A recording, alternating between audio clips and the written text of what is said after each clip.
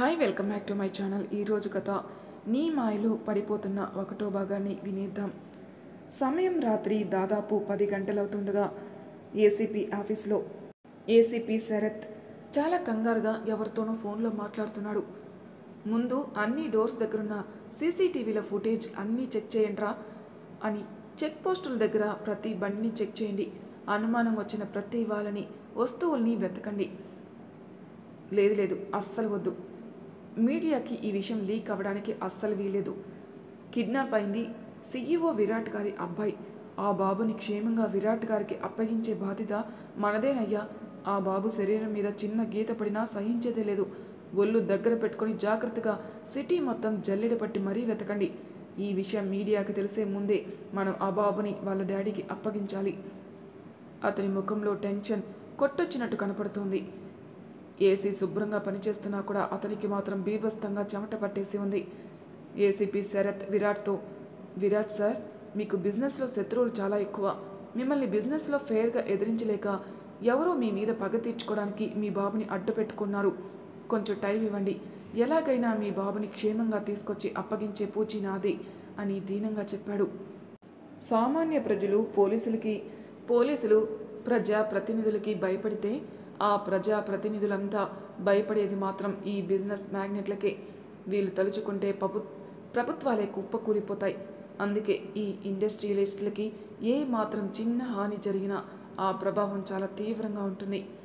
అందుకే పాపం ఏసీపీ శరత్ కూడా కిడ్నాప్ అయిన సన్నీని తీసుకొచ్చి విరాట్కి అప్పగించడానికి నానా తంటాలు పడుతున్నాడు. అతనికి ఎదురుగా ఉన్న కుర్చీలో సీఈఓ విరాట్, అతని తమ్ముడు వినోద్ కూర్చునున్నారు.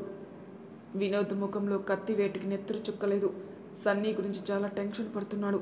అతని టెన్షన్ చూస్తే అతనికి తన అన్న కొడుకంటే ఎంత ప్రాణమో తెలుస్తుంది. విరాట్ మాత్రం ఎప్పట్లాగే ఆముదం దాగిన ముఖంతో చాలా సీరియస్గా ఉన్నాడు. బాధకి సంతోషానికి డిఫరెంట్ ఎక్స్ప్రెషన్స్ పెట్టడం చేత కాదు అతనికి. అందం చందం ఒడ్డు పొడుగు అన్నీ ఉన్న ముఖంలో చిరునవ్వు మాత్రం ఎప్పుడు మిస్సింగే. అతనికి ఇంకా పెళ్లి కాలేదు. బట్ అతనికి పెళ్లి కాకుండానే కొడుకు ఎలా ఉన్నాడో బయట ప్రపంచానికి తెలియదు. ఆ బాబుకి తండ్రి విరాట్ అని కొంతమందికి తెలుసు, కానీ తల్లి ఎవరో తెలియదు. అతన్ని అడిగే ధైర్యం కూడా ఎవరూ చేయలేదు. ఏసీపీ ఆఫీస్ బయట 2 పోలీసులు పిచ్చాపాటి మాట్లాడుకుంటున్నారు. అందులో ఒకడైన అప్పారావు రామారావుని కుతూహలంగా అడిగాడు. సీఈఓ విరాట్ 5 ఏళ్ల కొడుకు కిడ్నాప్ అయ్యాడటగా, అతనికి పెళ్ళై కొడుకు కూడా ఉన్న విషయం నేనెప్పుడూ వినలేదురా బావా, నీకేమన్నా తెలుసా? రామారావు, అవునరా, ఆ బాబు అతను కొడుకేనట. నాకు కూడా ఇవాళే తెలిసింది. అతను ఇంటర్వ్యూలు గట్రా ఇవ్వడు కదా. అతని గురించి మీడియా ఏమన్నా తేడాగా రాస్తే వాళ్ళ అంతం చూస్తాడు. అందుకే మీడియా వాళ్ళెవరూ అతని జోలికి పోరురా. అందుకే అతని పర్సనల్ లైఫ్ గురించి ఎవరికీ తెలీదు. అయినా పెద్దవాళ్ళ ఇళ్లలో ఇలాంటి సీక్రెట్స్ బోచ్చుడుంటాయిరా. వాటి గురించి ఆలోచిస్తే మనకి తలనొప్పి వస్తుంది. మనకెందుకురా, వదిలే, లేనిపోని గోల అన్నాడు నిట్టూరుస్తూ. అప్పారావు కూడా నిజమేనన్నట్టు తలాడించాడు. ఏసీపీ క్యాబిన్లో వినోద్ శరత్తో, ఏదో ఒకటి చేయి శరత్, మా సన్నీ కిడ్నాప్ సంగతి మా డాడీకి తెలిసిందంటే ఆ డ్యామేజ్ని మనం తట్టుకోలేం. ఇప్పటికే చాలా టైం అయింది. సన్నీ మా అందరికీ ప్రాణం. నీ వల్ల కాదంటే చెప్పే, మేమే చూసుకుంటాం అని ఇంకా ఏదో చెప్పబోతుండగా సడన్గా విరాట్ ఫోన్ మోగింది. ఏదో కొత్త నెంబర్ నుంచి. విరాట్ ఫోన్ నెంబర్ బయట వారికి ఎవరికీ తెలీదు. సడన్గా కొత్త నెంబర్ నుంచి ఫోన్ వచ్చేసరికి వినోద్, శరత్, విరాట్ అందరూ అలర్ట్ అయ్యారు. కిడ్నాపర్స్ నుంచి కాల్ ఏమో అన్నాడు శరత్. అన్నయ్య, నీ నెంబర్ ఎవరికీ తెలియదు కదా, మేబీ కిడ్నాపర్స్ ఏమో, నువ్వాగు, నేను చూస్తాను ఎవరు చేశారో అన్నాడు వినోద్. విరాట్ అలాగేనన్నట్టు తలూపాడు. వినోద్ ఫోన్ లిఫ్ట్ చేసి, హలో, ఎవరు మాట్లాడుతున్నారు, మీ పేరు అని అడిగాడు.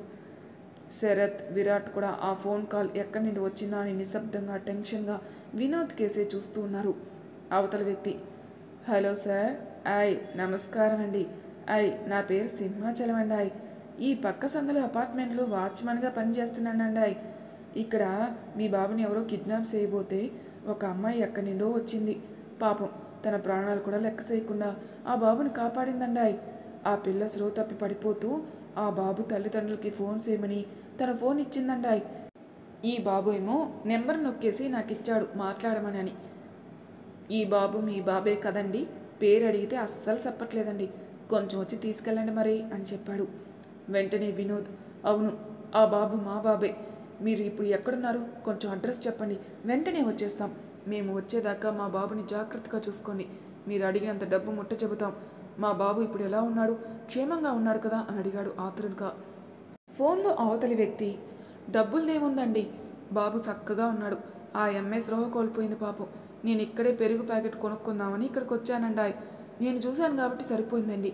మీరు శ్రీనిధి హాస్పిటల్ కాడికి వచ్చేయండి. బాబు ఇక్కడే ఉన్నాడు.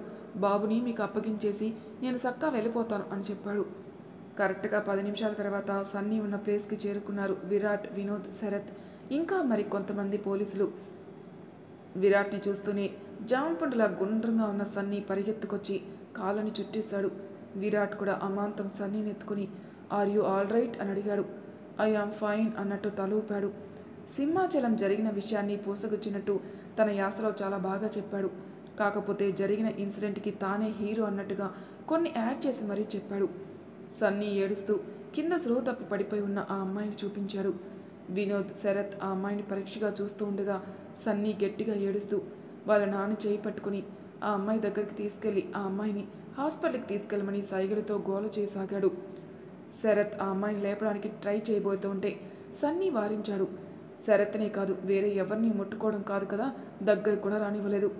ఇక చేసేదేమీ లేక ఆ అమ్మాయిని ఎత్తుకుని హాస్పిటల్ లోపలికి తీసుకెళ్లాడు విరాట్. తండ్రి పక్కనే కంగారుగా సన్నీ, వెనకే శరత్, వినోద్, ఆ వెనక మిగతా పోలీసులు అంతా హాస్పిటల్ లోపలికి వెళ్లారు. సింహాచలం అదృష్టం పండింది. వినోద్ ఇచ్చిన డబ్బు లెక్క పెట్టుకుంటూ పెరుగు ప్యాకెట్ గురించి మర్చిపోయి ఇంటికి వెళ్ళిపోయాడు. మరునాడు ఉదయం దాదాపు 7 కావస్తుంది. శ్రీనిధి హాస్పిటల్ విఐపి వార్డులో ఆ అమ్మాయి పడుకుని ఉంది. ఆ పక్కనే ఉన్న మంచం మీద సన్నీ కూడా పడుకుని ఉన్నాడు. ఎదురుగా ఉన్న చైర్లో విరాట్ కూర్చుని తదేకంగా ఆ అమ్మాయిని చూస్తూ ఉన్నాడు. తెల్లటి తెలుపు అందమైన గుండ్రటి ముఖంతో చంద్రబింబంలా ఉంది. అందమైన చెక్కిలి, పెద్ద కళ్ళు, కోటేరు లాంటి ముక్కు, అందమైన ఎర్రటి పెదవులు, నవ్వితే బుగ్గలు సొట్టపడతాయనుకుంటా. మంచినీళ్ళు తాగితే కనిపించేంత పలుచుగా ఉంది ఆమె చర్మం. సరైన ఎత్తు కొలతలతో కూడిన అతి చక్కని అవయవ సౌష్ఠవం. బాపు బొమ్మలా ఉంది ఆ అపరించి బొమ్మ. బ్లూ జీన్స్, వైట్ టీషర్ట్, పైన డెనిమ్ షర్ట్ కూడా వేసుకుని ఉంది. కుడి చేతికి పూసల బ్రాస్లెట్, ఎడమ చేతికి పెద్ద డైల్ గల ఫ్యాన్సీ వాచ్ పెట్టుకుని ఉంది. సిల్కీ హెయిర్ అందంగా నుదుటిపైన నాట్యం చేస్తుంది.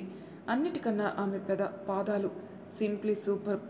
ఎంత తెల్లగా మృదువుగా ఉన్నాయో, చూస్తే ముద్దు పెట్టుకోవాలనిపించేంత.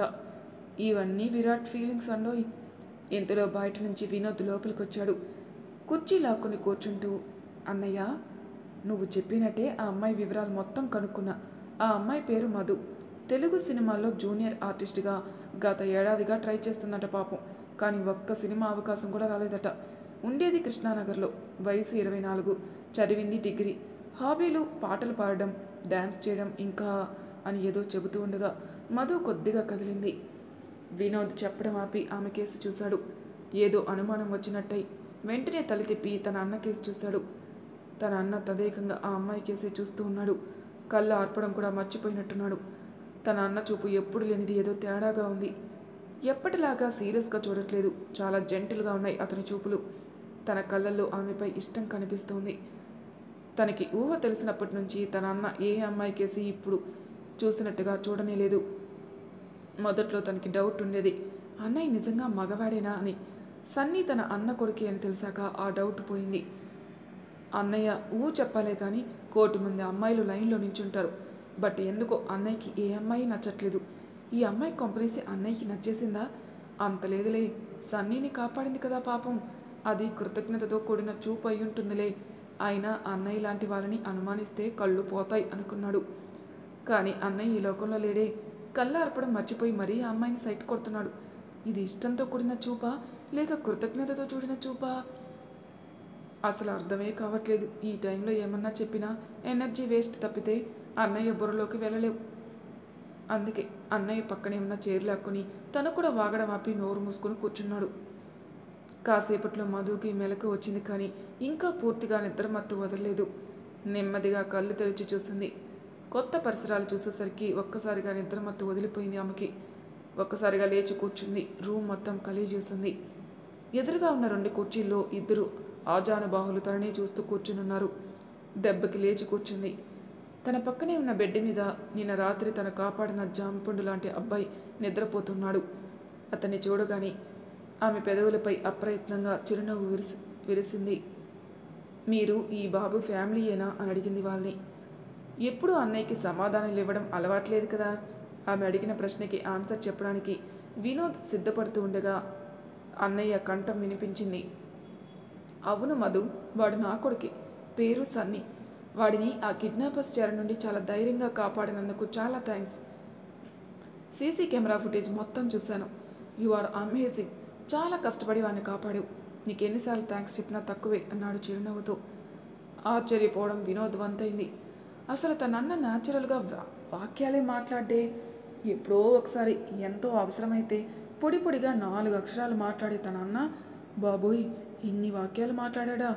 బయట వర్షం పడుతుందా అని కిటికీలో నుంచి బయటికి చూశాడు. అబ్బే, వర్షం పడట్లే. కొంపదీసి అన్నయ్యకి జ్వరంగానే వచ్చిందా? ఎలాగో హాస్పిటల్లోనే ఉన్నాం కాబట్టి ఒకసారి చెక్ చేయిస్తే సరి అనుకున్నాడు. పర్వాలేదు, ఆ ప్లేస్లో ఎవరున్నా కాపాడే వాళ్ళమేలేండి. ఇంతకీ ఆ కిడ్నాపర్స్ ఎవరు? వాళ్ళని పట్టుకున్నారా అని అడిగింది మధు. ఎస్, పట్టుకున్నాం. బిజినెస్ రైవల్స్ అన్నాడు విరాట్. మధు, బాబుకి సెక్యూరిటీ పెంచండి. డబ్బు కోసం కిడ్నాప్ చేస్తే డబ్బు తీసుకుని వదిలేస్తారు. అదే పగతో కిడ్నాప్ చేస్తే బాబుకి చాలా ప్రమాదం అని సన్నీ తలనిమిరి నుదుటి మీద ముద్దు పెట్టుకుని సన్నీ ప్రశాంతమైన ముఖం చూస్తూ చెప్పింది. You are right Madhu, I will increase security అన్నాడు విరాట్. సరేనండి, ఇక నేను బయలుదేరుతాను. ఒక సినిమా ఆడిషన్కి వెళ్ళాలి. బాబు జాగ్రత్త అని మధు వెళ్ళబోతుండగా ఒక్క నిమిషం ఆగు మధు. సన్నీ అంటే మా అందరికీ ప్రాణం. వాడిని కాపాడడం ద్వారా నువ్వు మా అందరి ప్రాణాలు కాపాడిన దానివయ్యావు. ఏమిస్తే నీ రుణం తీరిపోతుందో చెప్పు అన్నాడు విరాట్. వినోద్కి అయోమయంలో పిచ్చెక్కేలా ఉంది. మనసులో, అన్నయ్య నువ్వు షాకులు ఇచ్చే ముందు కాస్త చెప్పరా, ప్రిపేర్ అయి ఉంటాను. ఇది నీకు న్యాయంగా ఉందా? ఎప్పుడు లేనిది ఒక్కసారిగా ఇన్ని మాటలు మాట్లాడేస్తే ఎలాగరా అనుకున్నాడు ఏడుపు ముఖం వేసుకుని. పర్వాలేదండి, నాకు మీరు ఏమీ ఇవ్వనవసరం లేదు. రుణం లాంటి పెద్ద మాటలు మాట్లాడకండి. మీ బాబుని నేను కాపాడాను. నన్ను హాస్పిటల్లో అడ్మిట్ చేసి మీరు నన్ను కాపాడారు. సో లెవెల్ అయిపోయిందిలేండి. నాకు ఆడిషన్కి లేట్ అవుతుంది. నేను మరి బయలుదేరుతాను అని బయలుదేరబోయింది మధు. వినోద్ పట్టరాని ఆసక్తితో విరాట్ కేసే చూశాడు. అన్న తనని వెళ్ళనివ్వడు. ఏం చెబుతాడు తనతో అని పట్టరాని ఆసక్తితో చూస్తూ ఉన్నాడు. ఒక్క నిమిషం ఆగు మధు, నీ రుణం తీర్చుకునే తీరాలి. నువ్వు వాడి జీవితాన్ని కాపాడావు కాబట్టి నీకు నా జీవితాన్ని ఇచ్చేయాలనుకుంటున్నాను. అప్పుడే నీ రుణం తీరుతుంది అన్నాడు విరాట్. వినోద్కి ఏం అర్థం కాలేదు. బుర్ర గోక్కుని తెల్లబోయి అన్న కేసు చూశాడు. మధు కూడా అతను ఏం చెప్పాడో అసలు అర్థమే కాలేదు. నాది కొంచెం మట్టి బుర్ర, కొంచెం అర్థమయ్యేలా చెబుతారా ప్లీజ్ అని అడిగింది. వినోద్ కూడా ఆత్రంగా ఎదురు చూశాడు. నా జీవితాన్ని నీకు ఇవ్వడం అంటే నిన్ను పెళ్లి చేసుకోవడం. ఇప్పుడు చెప్పు, నన్ను పెళ్లి చేసుకుంటావా అని అడిగాడు విరాట్. అంతే, వినోద్కి కరెంట్ షాక్ కొట్టినట్టయింది. చాలా గట్టి గుండె కాబట్టి తట్టుకున్నాడు. బట్ ఆ షాక్ ప్రభావం వల్ల ఒక్కసారిగా కుర్చీలో కూలబడ్డాడు. మధు కూడా ఒక్కసారిగా దిమ్మ తిరిగినట్టయింది. అంతలోనే తేరుకొని, ఏంటండి పొద్దున్నే జోక్ చేస్తున్నారా? నాకు మీ జోకులు వినేంత టైం లేదు. ఆడిషన్కి వెళ్ళాలి, లేట్ అయిపోతుంది. బాబు జాగ్రత్త అంది వికారంగా ముఖం పెట్టి మధు. నేను జోక్ చేయట్లేదు, నిజమే చెప్తున్నా. ఐ వాంట్ మ్యారీ యూ అన్నాడు వేడుకోలుగా Virat. I am sorry, I am not interested చాలా పొలైట్గా చెప్పింది మధు. ఎందుకో తెలుసుకోవచ్చా? కంగారుగా అడిగేశాడు విరాట్. వినోద్కైతే కళ్ళు తిరగసాగాయి. కిడ్నాప్ అయింది సన్నీనా లేక అన్నయ్య అని డౌట్ కూడా వచ్చింది. కొంపదీసి మా అన్నయ్యని ఎవరో కిడ్నాప్ చేసి ఆ ప్లేస్లోకి వేరే ఎవరూ రాలేదు కదా అని అనుమానం బలపడసాగింది. నేను అప్పుడే పెళ్లి చేసుకోవాలి అనుకోవట్లేదు కోపంగా చెప్పింది మధు. నీకోసం ఎంతకాలమైనా నేను వెయిట్ చేస్తాను స్థిరంగా చెప్పాడు విరాట్. మధుకి తలనొప్పి మొదలైంది. నుదుటి మీద చెయ్యి పెట్టుకుని, నాకు మీరు నచ్చలేదు గట్టిగా చెప్పింది. నీకు నచ్చేలా నన్ను నేను మార్చుకుంటాను అంతకంటే గట్టిగా చెప్పాడు విరాట్. అంతే, కుర్చీలో నుంచి దడేల్మని కింద పడ్డాడు వినోద్. ఒక్కసారిగా ఇద్దరు మాటలు ఆపి వినోద్ కేసు చూశారు. చెట్టంత మనిషి అలా కుర్చీలో నుంచి కింద పడేసరికి మధు ఆశ్చర్యపోయింది. వినోద్ సిగ్గుపడుతూ నెమ్మదిగా పైకి లేచి కుర్చీలో కూర్చుని, I am sorry, you guys continue హిహిహి అన్నాడు ముఖంలో వెర్రినవ్వు ఒకటి వేసుకుని. మధు విరాట్ వైపు తిరిగి, నేను కొన్నాళ్ళ పాటు నా కెరీర్ మీద ఫోకస్ చేయాలనుకుంటున్నానండి. ప్రేమ పెళ్ళి వీటికి దూరంగా ఉంటాను. ఇంకా నా గురించి ఆలోచించడం మానేయండి. బాబుని జాగ్రత్తగా చూసుకోండి. I will make a move అని బయటికి నడవబోయింది. సరే నీ ఇష్టం మధు, నేను ఇబ్బంది పెట్టను. సన్నీ లేచిన తర్వాత కంపల్సరీ నీ గురించి అడుగుతాడు. కొంచెం నీ ఫోన్ నెంబర్ ఇస్తావా? వాడు నీ గురించి గొడవ చేస్తే నేను కాంటాక్ట్ చేస్తాను అన్నాడు విరాట్. ఆ క్షణంలో వినోద్కి వాళ్ళ అన్నయ్య అమ్మాయిని ఇబ్బంది పెట్టి రోడ్ సైడ్ రోమియోలాగా కనిపించాడు. ఈరోజు అన్నయ్యకి ఏమైందో అస్సలు అర్థం కావట్లేదు. ఫోన్ నెంబర్ ఎందుకులేండి అని దగ్గరలో ఉన్న పేపర్ మీద ఏదో 4 వాక్యాలు రాసి ఆ కాగితాన్ని విరాట్కిచ్చి, సన్నీ నా గురించి అడిగితే ఈ పేపర్ చూపించండి అన్నట్టు సన్నీకి చదవడం వచ్చు కదా అని అడిగింది Madhu. He can read. Thank you Madhu అని చిరునవ్వు నవ్వాడు విరాట్. వెళ్లే ముందు మధు సన్నీ నుదుటి మీద ముద్దు పెట్టుకుని బయటికి నడుస్తూ ఉంటే, నేను డ్రాప్ చేస్తా నిన్ను అని విరాట్ కూడా బయటికి నడవబోయాడు. మధు అతన్ని వారించి, సన్నీ లేచే టైం అయినట్టుంది, రిస్క్ వద్దు, బాబుతో ఉండండి. నిన్న కిడ్నాప్ వల్ల బాగా భయపడిపోయి ఉంటాడు. హీ నీడ్స్ యూ అంది. విరాట్ సరే అన్నట్లు బుద్ధిగా తలూపాడు. మధు వెళ్ళిపోయిందని కన్ఫర్మ్ చేసుకున్న వెంటనే వినోద్, అన్నయ్య ఏమైంది నీకు? నువ్వేనా? నీకన్నా టీనేజ్ పిల్లాడే నయం. ఆ అమ్మాయిని నిన్న చూసావు, పాపం తను నిన్ను చూసిందే ఇప్పుడు. వెంటనే పెళ్లి చేసుకుంటానని అలా చెప్పేయడమేనా? ఇంకా నయం, చాచి కొట్టలేదు తను నిన్ను. ఈవ్ టీజింగ్ కేసు పెట్టిందనుకో, ఇంకా అంతే గతి. అసలే షీ టీం వాళ్ళు భూతద్దం వేసుకొని మరీ వెతుకుతున్నారు పోకరీల కోసం అన్నాడు. I know, but I like her అన్నాడు విరాట్. వినోద్ ఉత్సాహంగా, అర్థమైందన్నయ్య, ఇన్నాళ్ళకు నీ గుండె తలుపుని ఒక అమ్మాయి తట్టింది, నీ హృదయ వీణ మీటింది. నీ అని ఇంకా ఏదో చెప్పబోతుండగా విరాట్ గుడ్లురిమి చూశాడు. వినోద్ భుజాలెగరేసి, ఇట్స్ ఓకే బ్రదర్, ఇంకేం మాట్లాడంలే. బట్ ఈ విషయంలో నీకు వయసున్నా కూడా అనుభవం లేదు. నాకు నీకన్నా వయసు తక్కువైనా అనుభవం ఎక్కువ. సో నా సర్వశక్తులు నీకు దారపోస్తా, నిన్ను ఒక ఇంటివాణ్ణి చేస్తా. నువ్వు అనలే కానీ మధుయే కాదు, ఆ కొండ మీద కోతినైనా తీసుకొచ్చి నీ పెళ్ళంగా చేస్తా. ఆవేశంలో ఒళ్ళు తెలియకుండా మాట్లాడేస్తున్నాడు. అంతే, నెత్తి మీద టపీమని ఏదో పడింది. కాదు, ఎవరో ఏదో విసిరారు. ఏమిటా అని చూస్తే ఖాళీ వాటర్ బాటిల్. ఇంకా నయం, అందులో నీళ్లు లేవు. ఉండుంటే చిన్న మెదడు చిట్లేది అని రిలీఫ్ ఫీల్ అయ్యాడు వినోద్. ఏమిటన్నయ్యా, నీకు హెల్ప్ చేయాలని నేను చూస్తుంటే నన్నే కొడతావు అన్నాడు ఏడుపు ముఖంతో బుర్ర రుద్దుకుంటూ వినోద్. నాకు కోతినిచ్చి పెళ్లి చేస్తావా అన్నాడు చిరాగ్గా మొహం పెట్టి విరాట్. లేదన్నయ్యా, ఆ కోతిలాంటి మధునిచ్చి పెళ్లి చేస్తా సరేనా అని నాలుగు ఖర్చుకున్నాడు. మళ్ళీ వినోద్ నెత్తి బొప్పి కట్టింది. అబ్బా అని నెత్తురుద్దుకుంటూ, ఆ మధునిచ్చి పెళ్లి చేస్తా సరేనా అన్నాడు ఏడుపు మొహంతో. విరాట్ అని తలూపాడు. వినోద్ మళ్ళీ ఆవేశంగా, బ్రదర్, నా హెల్ప్ లేకుండా నువ్వు నీ లవ్లో ఎలాగో సక్సెస్ కాలేవు. నీ లవ్కి హెల్ప్ చేస్తున్నందుకు గాను నాకు ఒక 3 వీక్స్ లీవ్ శాంక్షన్ చేసావనుకో, అందమైన అమ్మాయిలతో ప్రపంచంలో ఉన్న బీచ్లన్నీ తిరిగేసి మంచి ఐడియాలతో వస్తా, ఏమంటావు అని కళ్ళెగరేశాడు. విరాట్ సీరియస్గా ఒక లుక్ ఇచ్చాడు. వినోద్ ఒక్కసారిగా పగలబడినవి, అన్నయ్య, నీకు ఐక్యూ ఎక్కువగానే కానీ కామన్ సెన్స్ తక్కువ. నిన్న నైట్ ఆ సింహాచలం కాల్ చేసింది మధు ఫోన్ నుంచే. మళ్ళీ ఫోన్ నెంబర్ ఎందుకు అడగడం అన్నాడు. అడిగిన వెంటనే తన నెంబర్ ఇస్తే నా మీద ఎంతో కొంత కూడా ఇంట్రెస్ట్ ఉన్నట్టు అన్నాడు విరాట్. తన నెంబర్ ఇవ్వలేదు, మరి ఇప్పుడు ఎలా ప్రొసీడ్ అవుతావు? ఏది ఏమైనా నువ్వు ఇష్టపడ్డ పిల్లతను, నేను ఫిక్స్ అయ్యా అన్నయ్య. మధు నా వదిన, మీ పెళ్లి కోసం నేను ఏం చేయడానికైనా సిద్ధం. విరాట్కి వినోద్ చెప్పిన ఆ మాట బాగా నచ్చింది. 3 వీక్స్ లీవ్ అడిగావుగా, వెళ్దూలే గాని అన్నాడు. ఈసారి ఆశ్చర్యపోవడం వినోద్ వంతైంది. మధుని వదిన అంటే చాలు, అన్నయ్య అన్నీ శాంక్షన్ చేసేస్తాడు అనుకున్నాడు మనసులో. ఒక్కసారిగా అతనికి నవ్వు ముంచుకొస్తుంది. అన్నిటికన్నా క్లాసిక్ ఏంటంటే, లేచిన వెంటనే సన్నీ తన గురించి అడుగుతాడని ఫోన్ నెంబర్ అడగడం. హహహ అని పగలబడి నవ్వసాగాడు. సన్నీ కంపల్సరిగా మధు గురించి అడుగుతాడు, సీరియస్గా చెప్పాడు విరాట్. వినోద్ నవ్వాపి, అబ్బచ్చా నిజమా? హౌ కెన్ యూ సే అని అడిగాడు వెట్టకారంగా. I know about my son అని చెప్పి కుర్చీలో కూర్చున్నాడు విరాట్. ఇక చేసేదేమీ లేక వినోద్ కూడా నోటికి తాళం వేసి విరాట్ పక్కన కుర్చీలో కూర్చున్నాడు. కాసేపట్లో సన్నీ లేచాడు. పక్క బెడ్ కేసు చూశాడు. బెడ్ ఖాళీగా ఉండడంతో ఏడుపు మొహంతో తండ్రి కేసు చూశాడు. విరాట్ సీరియస్ ఎక్స్ప్రెషన్స్తో, aunty is fine, she's discharge, urgent work ఉందట, వెళ్ళిపోయింది అన్నాడు.